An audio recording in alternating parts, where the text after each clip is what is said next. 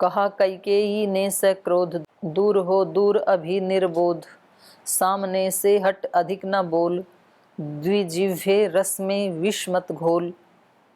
किया दासी ने उसे प्रणाम और वह चली गई अविराम।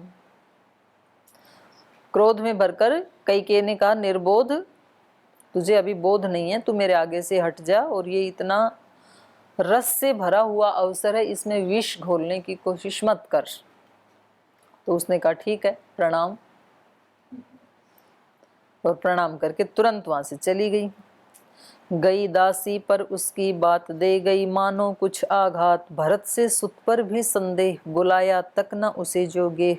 अब ये बात इसको दिमाग में घूम गई, वो तो चली गई और इसके दिमाग में अब ये मल्टीप्लाई होने लग गया। कोई एक बात हम पकड़ लेते हैं ना किसी की, जो हमें चुभती है, फिर हम उसको खींच के मल्टीप्लाई कर करके, और फिर पूरा चित्त उसी से भर जाता है।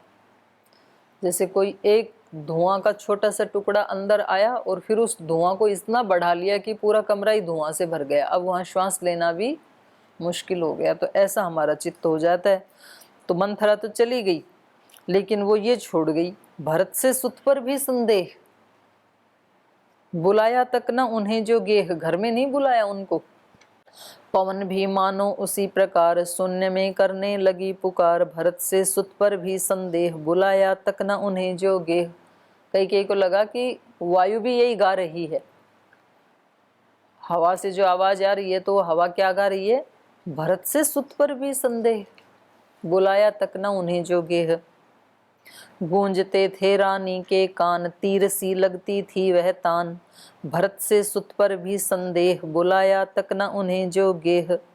मूर्ति सी बनी हुई उस ठोर, खड़ी रह सकी न अब वह और, गई शयनालय में तत्काल, गभीरा सरिता सी थी चाल। तो वो भी विचलित हो गई, भाई मुझे भी लगता है कि कहीं ऐसा ना हो कि मैं ही ना समझ पाऊँ और ये ठीक कह रही हो।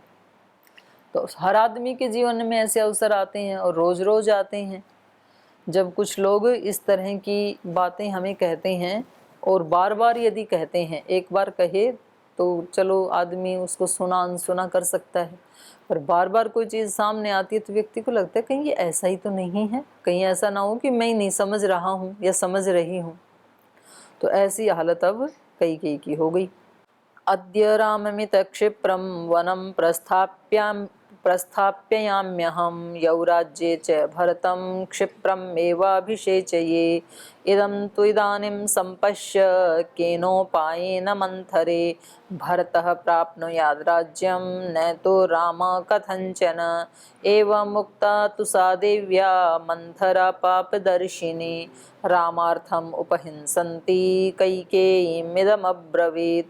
पुरा देवासुरे युद्धे सह राजर्षिभिः पतिः, अगच्छत् त्वम् उपादाय देवराजस्य साह्यकृत्। तत्राकरोन्महद्युद्धं राजा दशरथस्तदा, असुरैश्च महाबाहुः शस्त्रैश्च शकलीकृतः। अपवाह्य त्वया देवी सङ्ग्रामान्नष्टचेतनः, तत्रापि वीक्षतः शस्त्रैः पतिस्ते रक्षितस्त्वया। तुष्टेन तेन दत्तौ ते द्वौ वरौ शुभदर्शने, स त्वयोक्तपतिर्देवी यदेच्छेयं तदा वरौ। गृहीण्यामीति तत्तेन तथेत्युक्तं महात्मना, अनभिज्याह्यं देवी त्वय्येव कथिता पुरा। अद्य रामम इतः क्षिप्रम वनम प्रस्थापयामि अहम।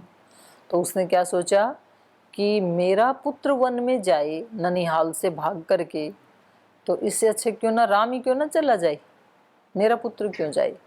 तो इसलिए बोलते हैं कि मतलब चिंतन में ना नेगेटिव चीज़ को कम लाना चाहिए, क्योंकि वो फिर पता नहीं किधर उसके संस्कार बन जाते हैं। तो पॉजिटिव चीज़ को चिंतन में ज़्यादा लाना चाहिए नेगेटिव की बजाय।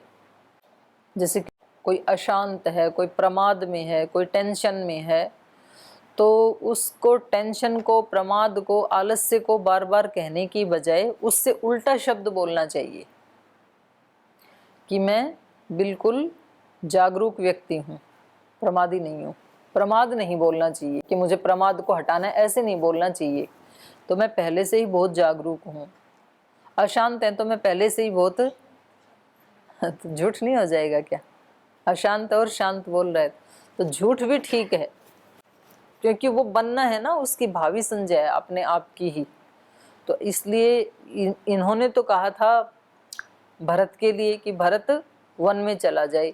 अब ये वन में जाना इसके दिमाग में बैठ गया, तो अब एकदम से इसने दूसरी टर्न दे दी कि भरत क्यों जाए, राम जाए।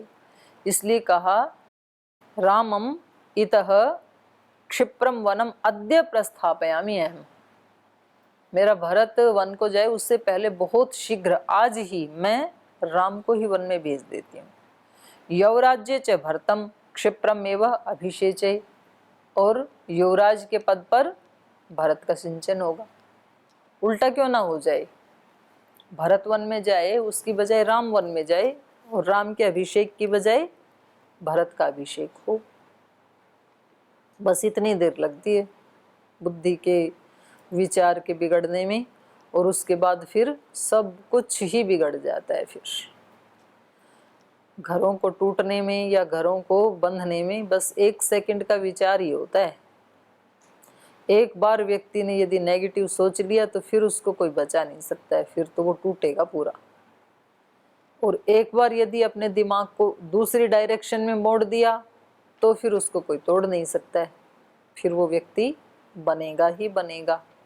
किसी व्यक्ति ने ये संकल्प ले लिया कि मुझे दूसरे के हाथ में अपने जीवन का रिमोट नहीं देना है, दूसरा व्यक्ति जो कुछ कहेगा वो मुझे नहीं करना है, बाहर की परिस्थितियां वो मेरे जीवन की दिशा को तय नहीं करेंगी, मुझे खुद तय करना है, मुझे क्या करना है ये मैं तय करूंगा, परिस्थितियां थोड़ी करेंगी।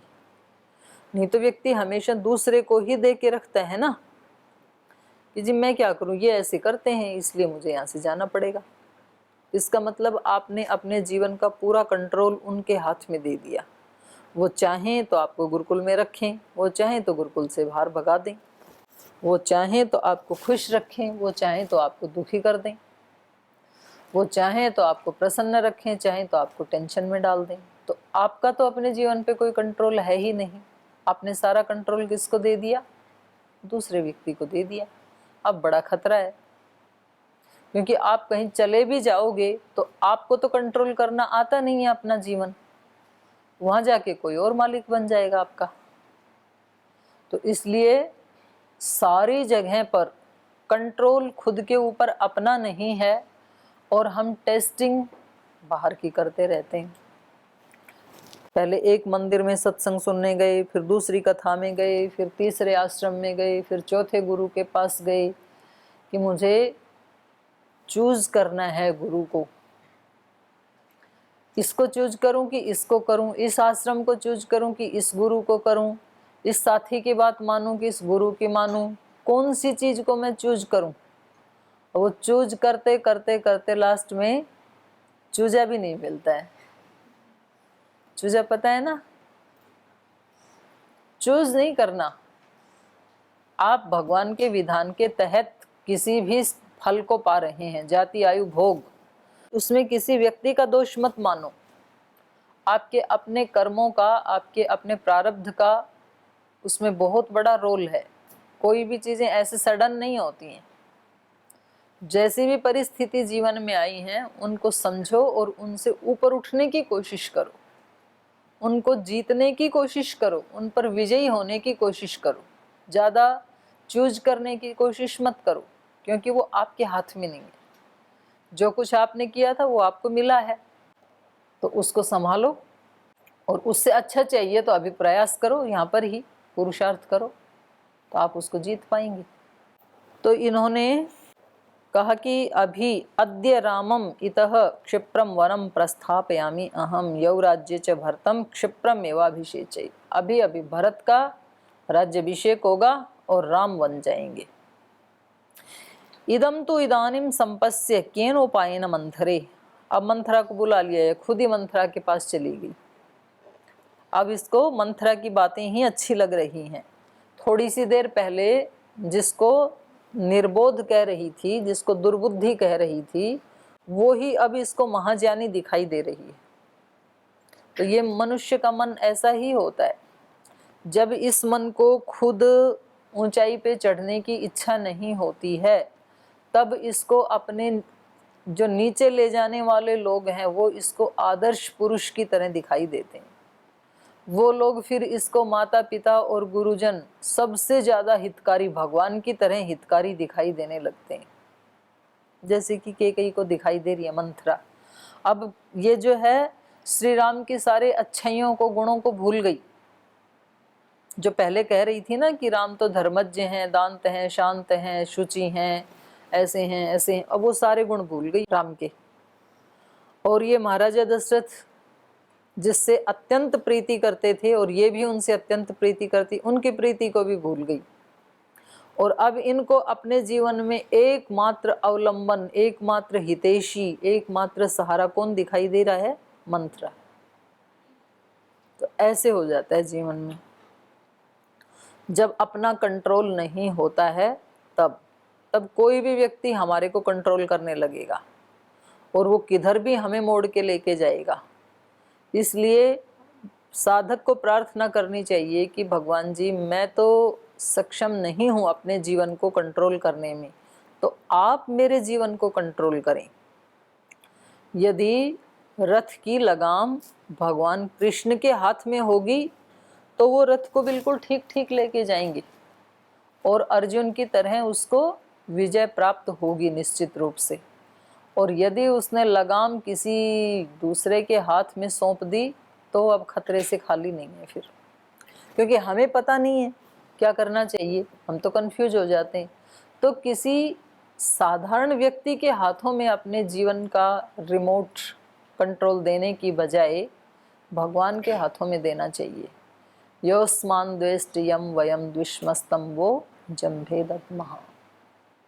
छयों दिशाओं की शक्तियों का मतलब कोई इतने प्रकार के भगवान है ऐसी बात नहीं है कि हम उपासना करते समय कभी अग्नि की, वरुण की, ऐसे ऐसे कर रहे हैं। वो एक ही ब्रह्म की सारी शक्तियां हैं, चारों दिशाओं में फैली हुई जो आपकी शक्तियां हैं, हम उस आपके हाथों में ही अपने जीवन की नैया को सौंप रहे हैं।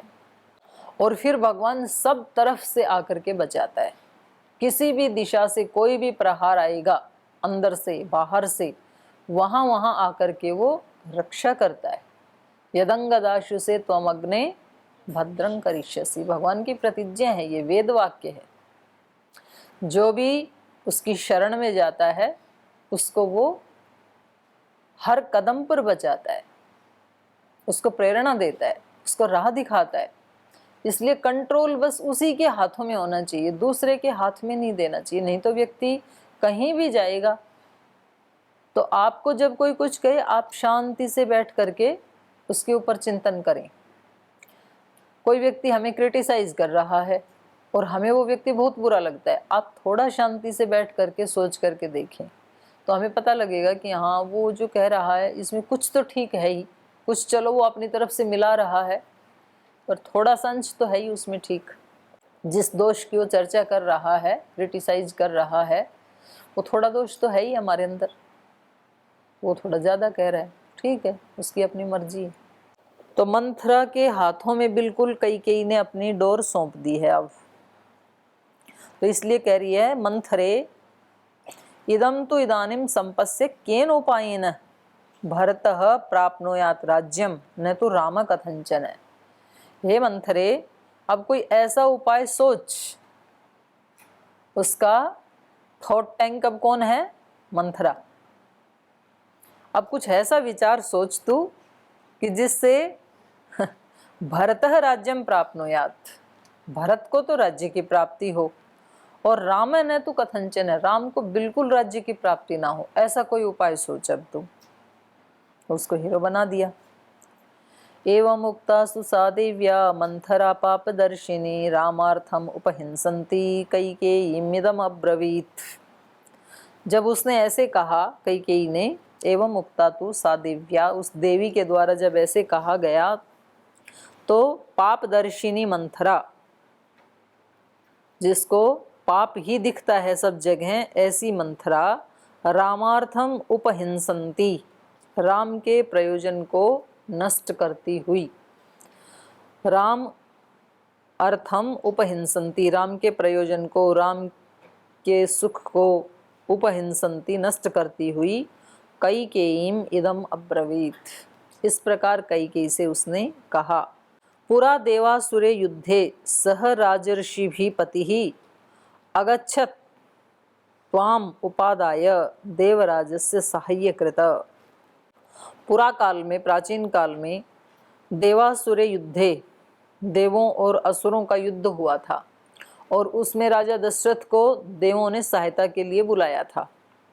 तो इससे ये पता लग रहा है, पहले जो प्राचीन ग्रंथ है ना उसमें देवभूमि इसी को उत्तराखंड को ही माना जाता है, और ऊपर इससे ऊपर ऋषिकेश, और फिर उससे आगे चढ़ते चले जाओ देवप्रयाग, रुद्रप्रयाग, ये सारे हिमालय तक, गंगोत्री तक, ये जितने भी छोटे छोटे ये शहर हैं, जिले हैं, ये सब देवलोक में ही आते थे, क्योंकि ये वहाँ पर जो पार्वती तपस्या कर रही हैं और जब शिव उनके सामने आते हैं वेश बदल करके, तो वहाँ पर भी शिव उनको, पार्वती को कहते हैं आप क्यों तपस्या कर रही हैं, क्योंकि लोग धन के लिए या राज्य के लिए तपस्या करते हैं, तो यदि आप राज्य के लिए या धन के लिए तपस्या कर रही हैं तो वो तो आपके पिता के अंडर में ही आता है ये सारा देवलोक।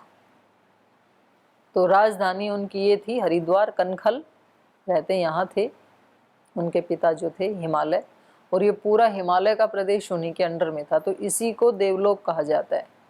तो यहाँ कभी युद्ध हुआ होगा तो अयोध्या से दशरथ यहाँ आए होंगे। तो कह रहे पूरा देवासुरे युद्धे, प्राचीन काल में जब देव और असुरों का युद्ध हो रहा था, सह राजर्षिभिः, तब जो राजऋषि थे उन राजाओं ने भी देवों की सहायता की थी। राजर्षिभिः पतिः, पतिः मतलब राजा, राजऋषि और जो दूसरे राजा थे, और आपके पति भी अगच्छत, तब उसमें आपके पति राजा दशरथ भी गए थे, याद दिला रही है कैकेयी।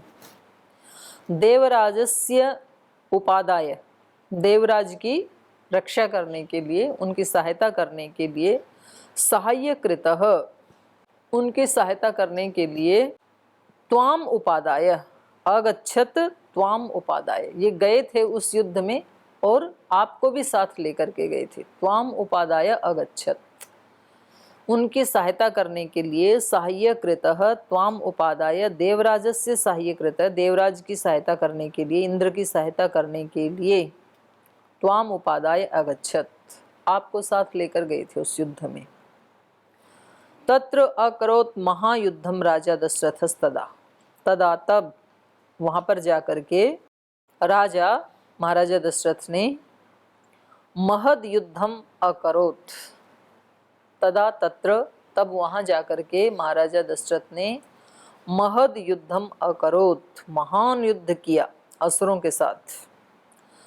असुरैश्च महाबाहु शस्त्रैश्च शकलीकृतः, और तब ये महाबाहु, महान भुजाएं हैं जिसकी, ऐसे महाराजा दशरथ असुरैश्च शस्त्रैश्च, असुरों के द्वारा और असुरों के शस्त्रों के द्वारा, शकलीकृत, तब इनको बहुत उन्होंने कमजोर बना डाला था, क्षीण कर दिया था, इनके शरीर को बहुत दुर्बल कर दिया था, माने उन्होंने बहुत प्रहार किए थे असुरों ने और असुरों के शस्त्रों ने।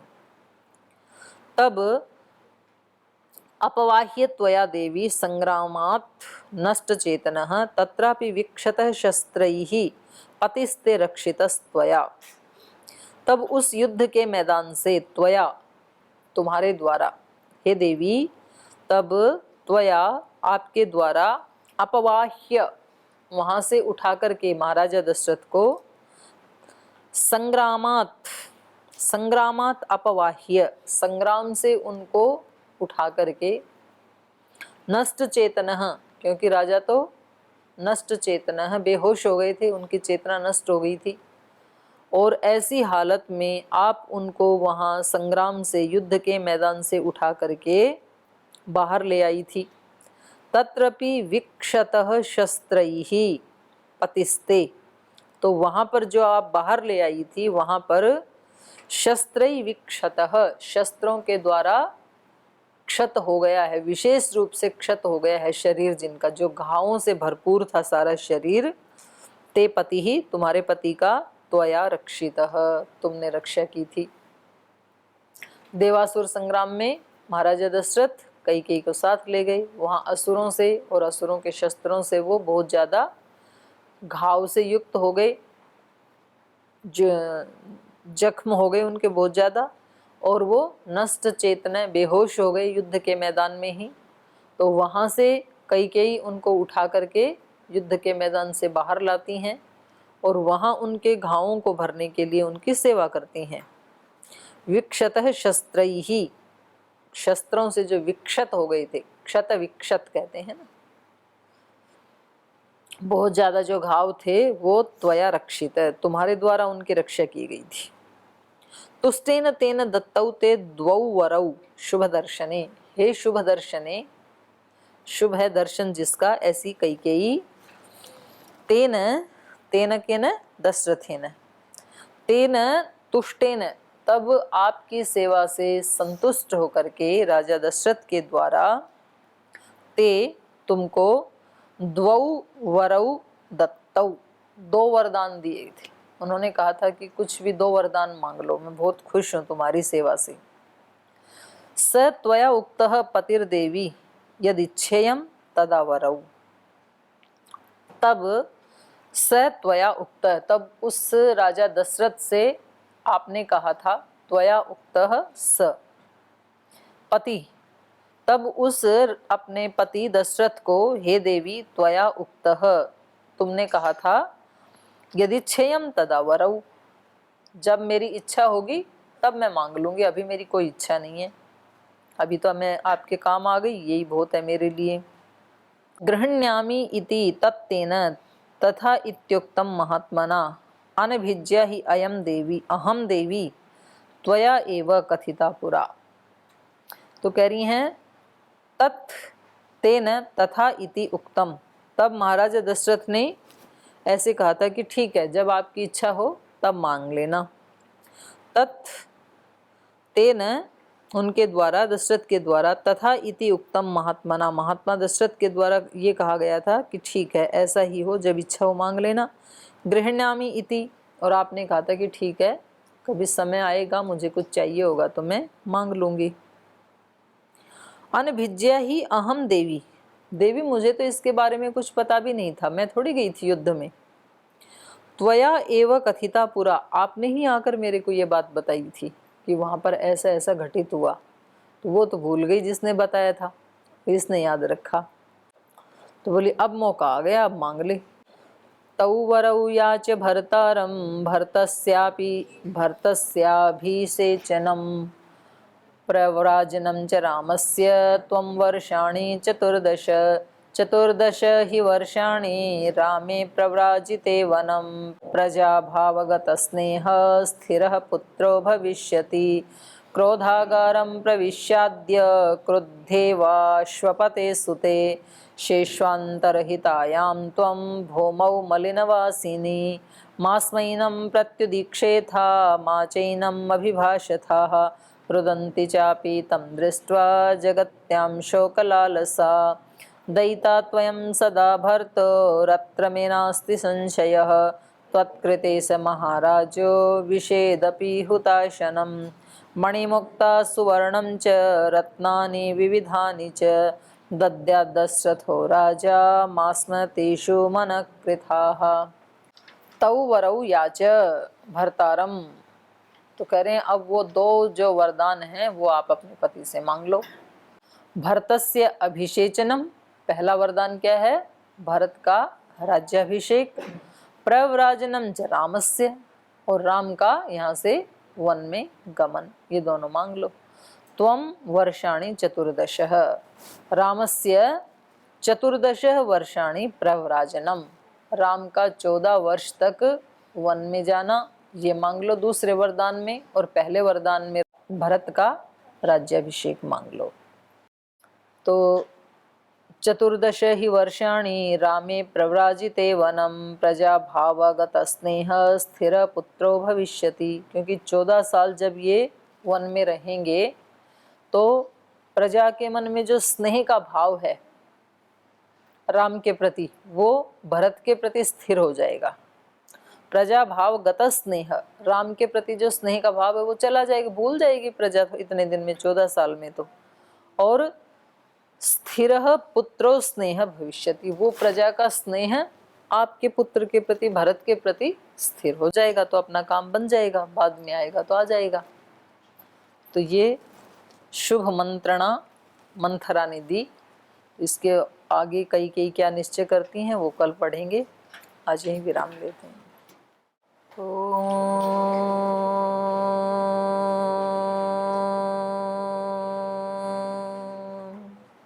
शांति शांति शांति।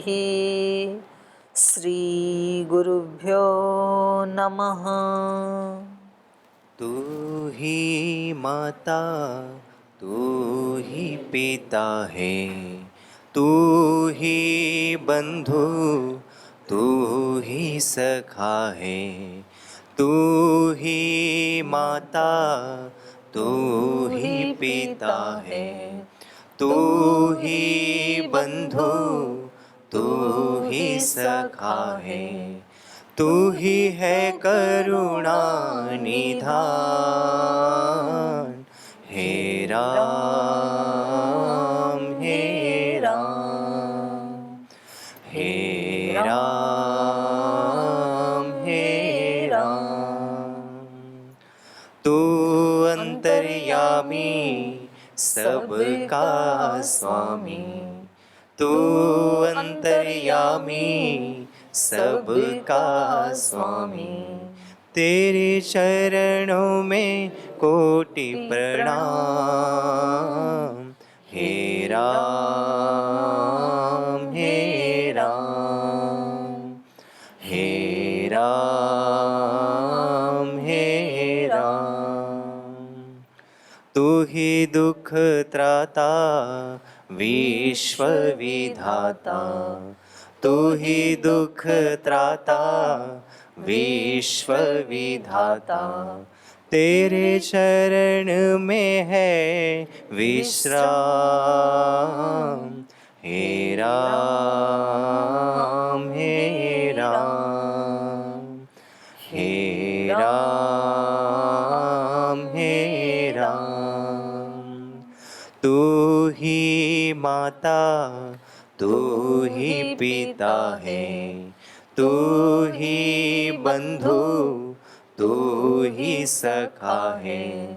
तू ही है करुणा निधान,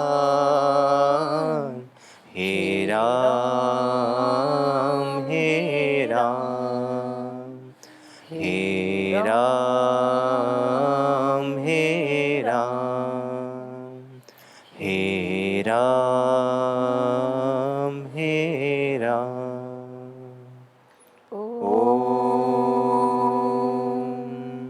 श्री